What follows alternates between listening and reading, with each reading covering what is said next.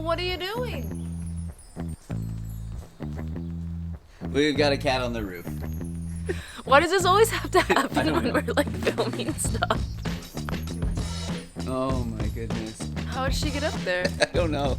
And then we got Ollie, who never does anything wrong. Oh my god, oh my god, oh my god. Well, we got a cat on the roof and a cat going crazy. We gotta plant some plants. Hey, what's up everyone? Welcome back to another video. So I'm out of the kitchen today, obviously, and we're gonna be doing some gardening. So I've got Crystal with me today. She is the master gardener of the house. No, just kidding. So right off the bat, we're not like professional gardeners, you know, we're just kind of hobby home gardeners, and we try to have like a garden every year because I don't know, it's just kind of like fun, it's rewarding. It just gives us something, you know, to kind of look forward to in the summer. So we've learned a lot along the way. We've planted a garden probably for like 4 or 5 years now.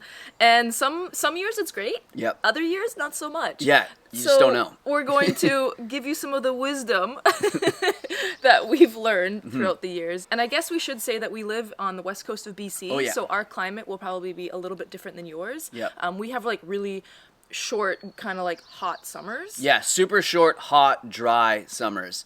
Yeah. And so, which is totally different than the rest of the year because it like rains the rest of the year and it's like pretty cool. So everything like, yeah, we'll get into it along the way and tell you like why we're not planting certain things that you might expect us to plant. So we've got a whole bunch of starters here because we are a little bit late this year planting our garden. We've just kind of been like busy, and as soon as the good weather comes, we just want to be like outside. We want to like run the fields, mountain bike, and that sort of stuff. So yeah, we're a little late. Usually we like to plant seeds or just like start some seeds inside or something like that. But yeah, this year we're a little behind. So that's what we've done.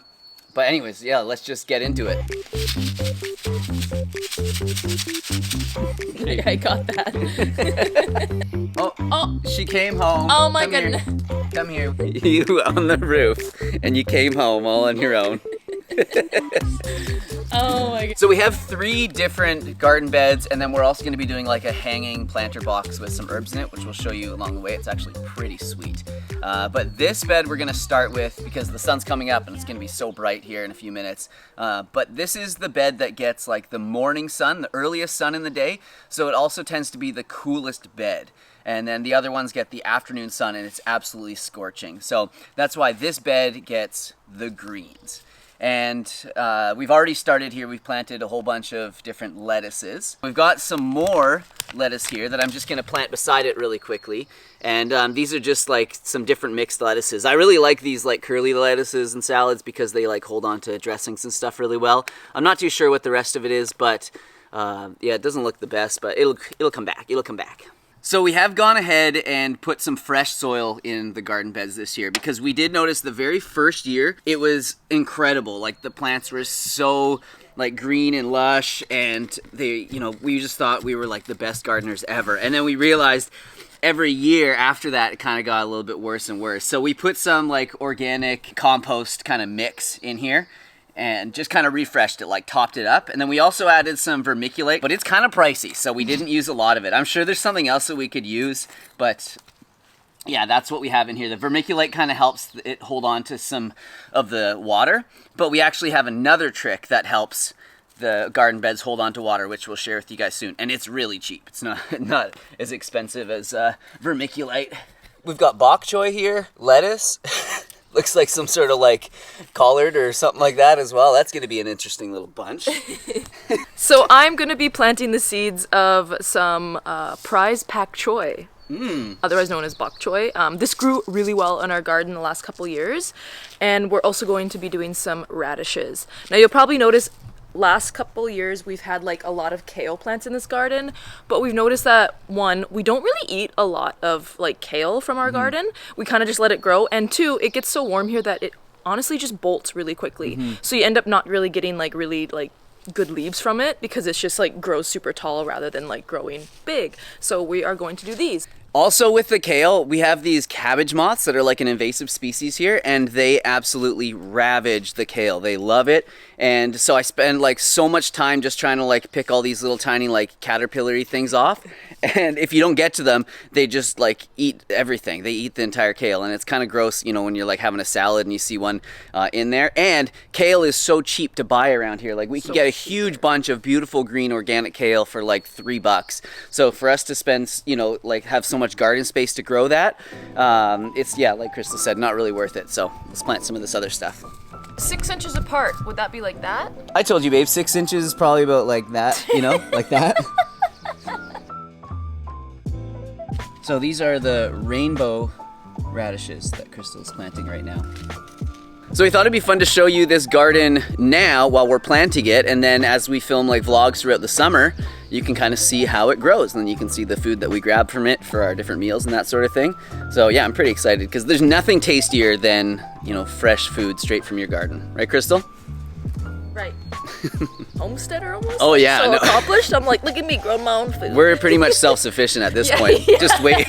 We just gotta wait a few months. Yeah, we just gotta fast for like a month now, and then we'll have like 100 calories worth of bok choy to eat. Perfect.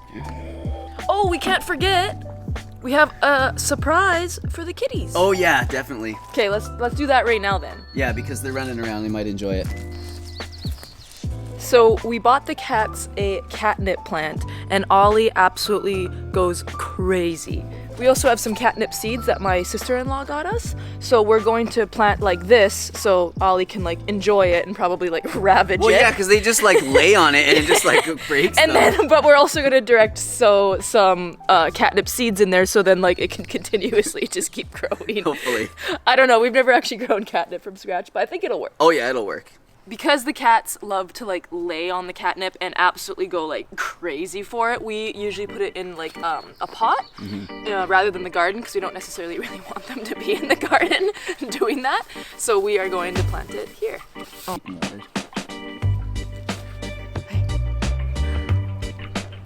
Oh yeah, eat your grains. Oh my goodness.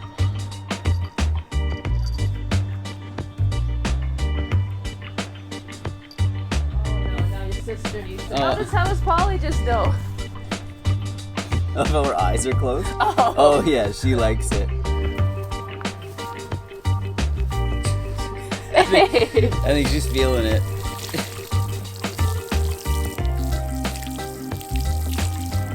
So something we've learned is that the garden beds dry out really fast, and then when the top of them dries out, it's really hard to get the water like actually to permeate the soil to get in there. So what we've found really helps is to put some straw over the beds, and that helps to like protect it, keep some of the moisture in. So you want to use straw, not hay, because straw does not have any seeds, hay does. And it's really cheap, and you don't need a lot of it. So generally what I do is I'll grab, you know, I'll take some of this off it, and then I like retie it, and then I just use it as like a seat all summer. I love having my straw bale. So I mentioned that it was cheap. That whole straw bale was like 20 bucks for that whole thing. And the plants, they do just like pop through here. You don't really have to worry about it. They will find their way. So I remember what it's called when you put hay or straw on top of the soil. It's called mulch. Oh, and that helps okay. protect it from extreme temperatures and keep the moisture in and everything like that. Speaking of mulch, you guys may have noticed I got a haircut. And I actually cut it myself. So my summer cut. There's not much of it to cut, so it's pretty easy, but I don't know, I'm pretty happy with it. To save myself a few bucks, I was able to buy a few more plants. All right, so these are the back soil beds. We've got this one here, and then we've got this one over here. So really quickly, I'll just explain. We've already got some potatoes growing in this one. We did this last year, and we were amazed. I just kept on like pulling out potatoes, and we didn't even know if it was gonna work. So what we did was we just cut up some organic potatoes that we had that were sprouting, and well, Crystal actually did it, and then she just like, you know, plopped them into the garden, and it's amazing. Yeah, you don't really see it until you're ready to harvest them, but you know, it has this beautiful green foliage, and then at the end of the year you just get to pull out a whole bunch of potatoes, and they tasted amazingly. They're so good. It's like when you buy like those kind of like, you know, organic potato chips from like a really expensive company, and they have that like really earthy potatoey flavor. That's what they tasted like. So that's what's in here. So we're not going to really do much in this part of the bed, but we do have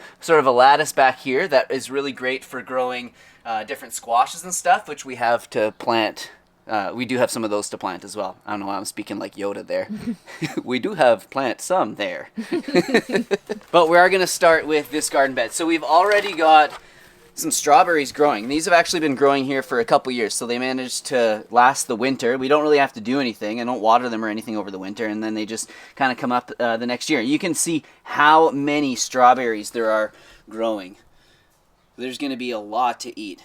So that's sort of our main thing. It's like stuff that we love eating, that we know we're going to eat, we like to plant. Stuff that's like maybe a little bit more expensive at the grocery store, we also like to grow. And then some fun things like sort of the tomatoes that, you know, I don't know, they're just kind of garden staples, but they are kind of nice to get a big, you know, a whole bunch of tomatoes at the end of the year as well. Yeah, you look great. Give a little flex. Whoa. What's going on here? Because I eat my peas. Yeah, exactly. And I'm going to plant some peas so I can eat more. So tell us what you've done with them first. So these are actually dried peas from the seed packs that we had from the same company that we did like the pak choy from. And what we did is we soaked them just so they're a little bit easier to germinate. Mm-hmm. So we're going to plant these in 2 rows because what peas do is that they climb. So we have this like kind of mesh right here that they're going to climb up, and this stuff works really, really well. So next, the tomato plants. This is one of the hottest parts of our garden, and I think tomatoes like heat. They seem to be fine the rest of the years we put them here, so it works. That's what you have to do. Sometimes you just kind of like plant stuff, and then if it works one year, keep doing it there the next year, but if it doesn't, maybe you move things around. So because we do have such short growing seasons, I like to grow like cherry tomatoes or smaller tomatoes, because anytime that I've tried to grow really big ones, you're waiting until like the very end of the growing season, and a lot of the time you're left with a whole bunch of green tomatoes anyways. So these ones are pretty cool. We found these indigo rose tomatoes at the garden center, and I always like to grow something a little different than you would find in the store if we can. Next, we're doing Roma tomatoes. These are so flavorful, so probably the biggest kind of tomato that I'd want to do back here. Sun Gold tomatoes, so some nice like orange ones. And then these ones, Super Sweet 100 cherry tomato. Oh, non-GMO. I was gonna say that name sounds kind of GMO. Super 100 tomato. It's always a good idea to put these cages around them because tomatoes get like pretty out of control if you don't. Come on. She's crazy. So my mom dropped off some yellow onions yesterday, so we are going to plant these right here. And then I think maybe we'll go back to the store and get some, like a couple things that can grow here, but we didn't realize that the garden bed was so big.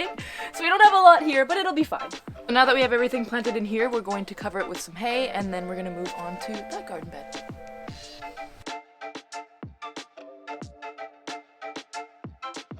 So these are one of my favorite things to grow. They're called Sunburst Scallopini squash. I knew them as summer squash or patty pan squashes, but they're really delicious. You can eat them raw or you can cook them, obviously with like most vegetables, but these are actually really good when you eat them raw.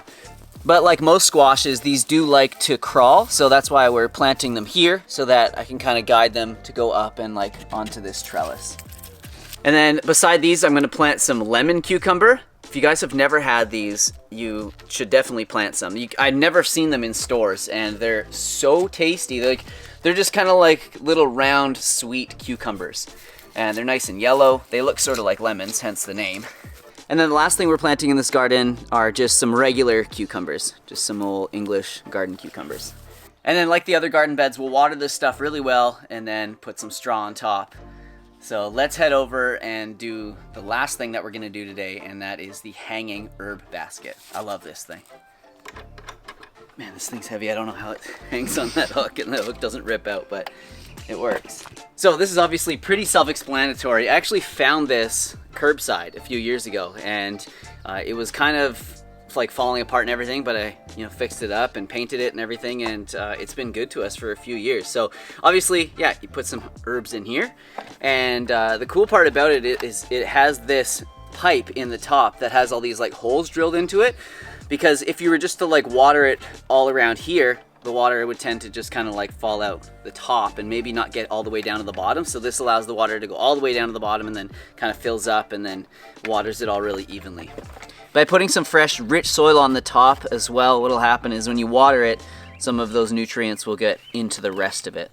So I'm gonna start by putting some basil in here. One thing that we're not putting in here for sure, which we learned the first year, is mint. Mint goes crazy and it like takes over any pot or planter or anything like that. Like it spreads so fast. So just a word of warning, yeah, have mint on its own. What's this here? Oregano. Oh, oregano. This will be fun. I've actually gotten so into cooking with fresh herbs. Oh, the knee. Hold on. There we go. If anyone has a trick knee, you'll know what I just did.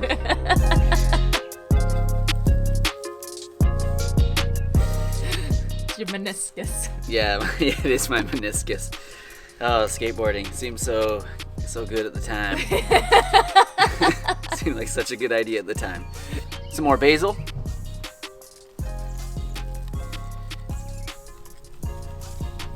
This is some dill. Ooh, so excited for this. Fern leaf dill.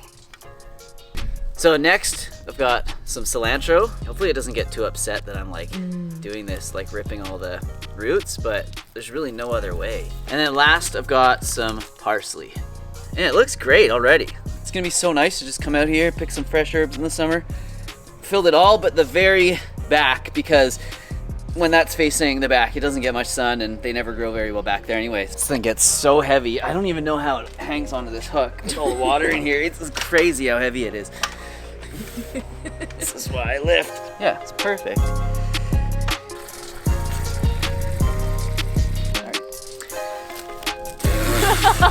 All right, so that's it for our gardening video. Hope you guys enjoyed it. And in the next coming videos, once everything starts growing, we'll show you how it's all going. So definitely like stay tuned for that. And we'll be cooking up some of this food in the full day of eatings and the vlogs throughout the summer. So yeah, thank you all for joining. Thanks, Crystal, for hanging out. It's always fun, and I always appreciate your input and your giggles and laughs and everything like that. So if you guys are growing a garden, let us know what you're growing. If we messed up our garden, or if there's anything like catastrophic we did, let us know, because I feel like it's still the early stages. We can change things, but yeah, like we said, we're not professionals. This is just like fun for us, because it's just really nice to kind of get out there, get your hands a little bit dirty. Yeah, it helps you appreciate like your food and like because yeah, when I'm sitting there and I'm paying like $3 for a head of kale, I'm not like, oh man, this is so expensive. I'm like, I know how much effort this took, and I know how long it takes to grow it, how much water and all the effort and everything. So I appreciate farmers like so much more after growing a little bit. So for the farmers out there, thank you very much. So that's it. Like the video if you enjoyed it. Subscribe so that you can see more from us and watch the garden grow. Thank you guys for joining us. Have a good day. Bye. See ya. Here's some other videos of mine that I think you might like, and if you're looking for some delicious and healthy plant-based recipes, check out my new recipe ebook, Easy Vegan Comfort Meals. It contains over 60 plant-based recipes, lots of delicious sauces that I know you're gonna love. Thanks for watching, and thanks for the support.